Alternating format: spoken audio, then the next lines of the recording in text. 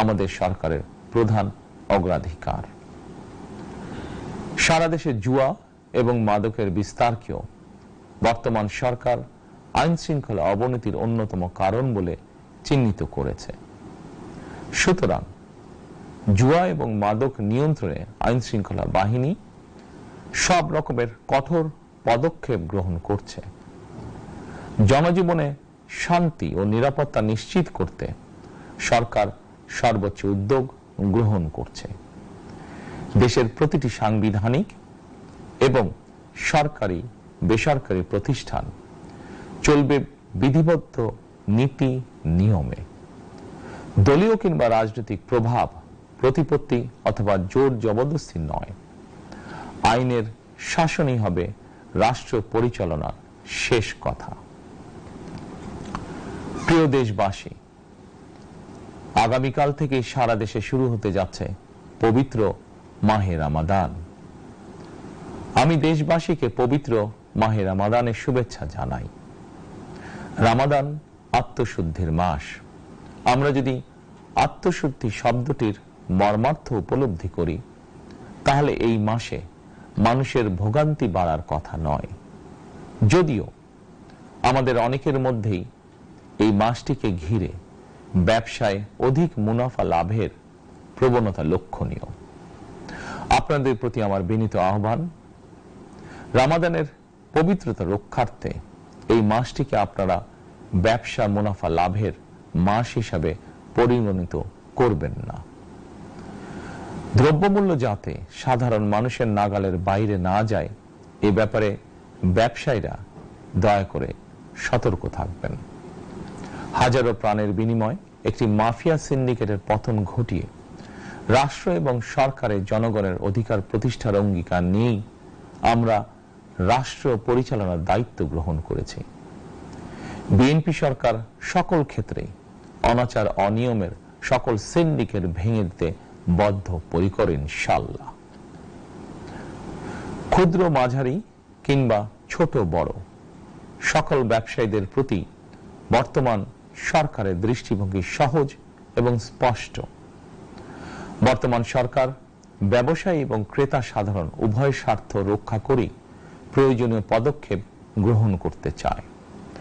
সুতরাং সরকারের পক্ষ থেকে কি ধরনের উদ্যোগ গ্রহণ করলে বাজার পরিস্থিতি নিয়ন্ত্রণে থাকবে কিংবা ক্রেতা বিক্রেতা উভয়েরই স্বার্থ রক্ষা হবে, এ ব্যাপারে আপনাদের যে কোনো ধরনের পরামর্শ কিংবা অভিযোগ শুনতে সরকার প্রস্তুত।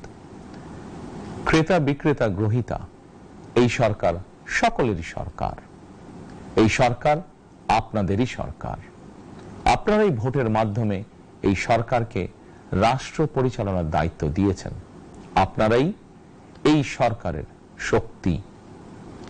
প্রিয় দেশবাসী, পবিত্র রমাদান মাসে রোজাদারগণ বিশেষ করে ইফতার, তারাবি, সেহরি এই সময়গুলোতে নিরবিচ্ছিন্নভাবে গ্যাস, পানি ও বিদ্যুৎ সরবরাহ পেতে চান।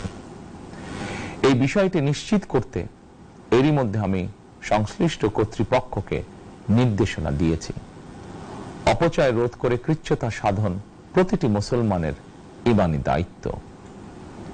অফিস আদালতে বিনা প্রয়োজনে কিংবা প্রয়োজনের অতিরিক্ত গ্যাস, বিদ্যুৎ, পানি খরচের ব্যাপারে সচেতনতা অবলম্বন করাও ইবাদতেরই অংশ বলেই আমি মনে করি।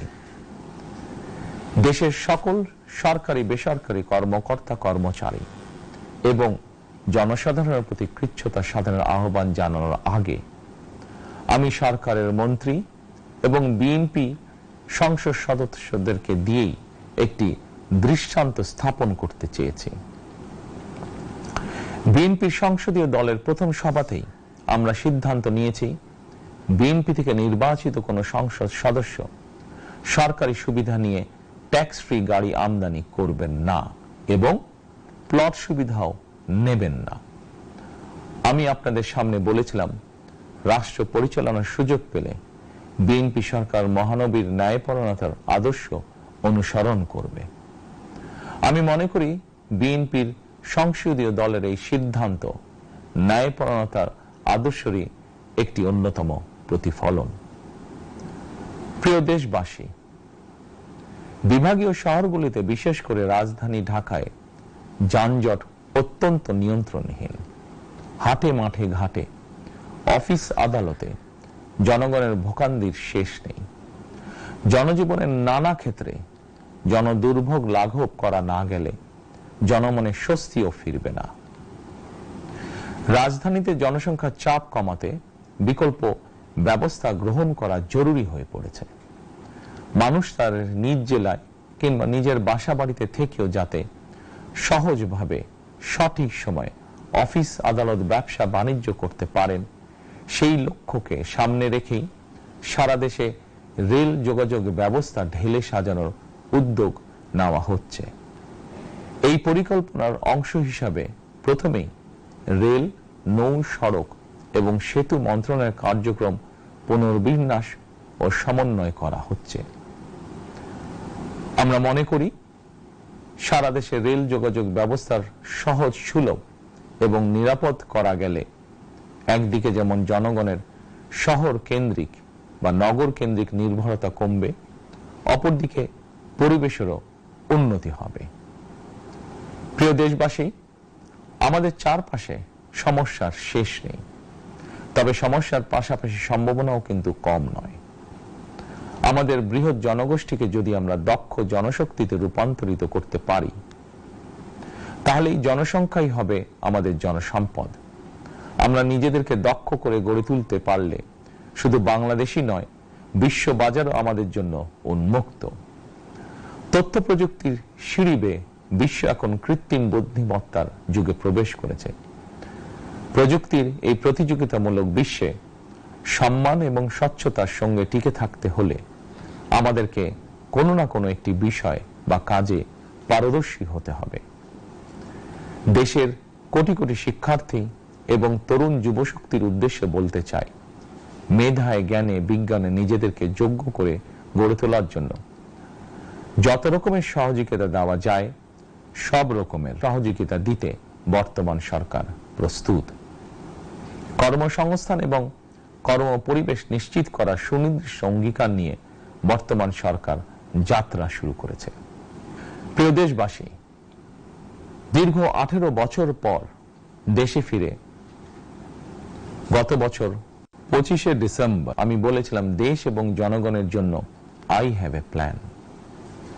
12ই ফেব্রুয়ারি জাতীয় নির্বাচনের আগে দেশের বিভিন্ন স্থানে ঘুরে আমার প্ল্যান পরিকল্পনার অনেক কিছু আমি আপনাদের সামনে তুলে ধরেছিলাম। আপনারা স্বাধীনতার ঘোষকের প্রতিষ্ঠিত দল বিএনপিকে ভোট দিয়ে রাষ্ট্র পরিচালনার দায়িত্ব দিয়েছেন, সকল পরিকল্পনা বাস্তবায়নের সুযোগ দিয়েছেন। এখন এই সুযোগকে কাজে লাগিয়ে সকল অঙ্গীকার পূরণ করার দায়িত্ব বিএনপি সরকারের। আমরা আমাদের পরিকল্পনা এবং প্রতিশ্রুতি বাস্তবায়নের কাজ শুরু করে দিয়েছি ইনশাআল্লাহ। অঙ্গীকার পূরণের এই যাত্রা পথে আমরা ভবিষ্যতের দিনগুলোতেও আপনাদের অব্যাহত সমর্থন প্রত্যাশা করি। প্রিয় দেশবাসী, সরকার প্রধান হিসাবে আমি দেশবাসীর উদ্দেশ্যে একটি বিষয়ে প্রতি দৃষ্টি আকর্ষণ করে বলতে চাই। নবগঠিত সরকার গঠনের সুযোগ দিতে যারা বিএনপিকে ভোট দিয়েছেন কিংবা দেননি অথবা কাউকেই ভোট দেননি, এই সরকারের প্রতি আপনাদের সবার সমান অধিকার। বিএনপি সরকার বিশ্বাস করে দল, মত, ধর্ম, দর্শন যার যার, রাষ্ট্র সবার। এই দেশে, এই রাষ্ট্রে একজন বাংলাদেশী হিসাবে আপনার, আমার, আমাদের প্রতিটি বাংলাদেশী নাগরিকের অধিকার সমান। প্রিয় দেশবাসী, আল্লাহ আমাদের সবাইকে নিরাপদ এবং সুস্থ রাখুন। আল্লাহ আমাদের সকলকে ইতিবাচক পরিকল্পনাগুলো বাস্তবায়নের তৌফিক দিন। পবিত্র রমাদান মাস শুরুর শুভ লগ্নে আল্লাহর দরবারে এই নিবেদন রেখে আমার বক্তব্য শেষ করছি। আল্লাহ হাফেজ। বাংলাদেশ জিন্দাবাদ।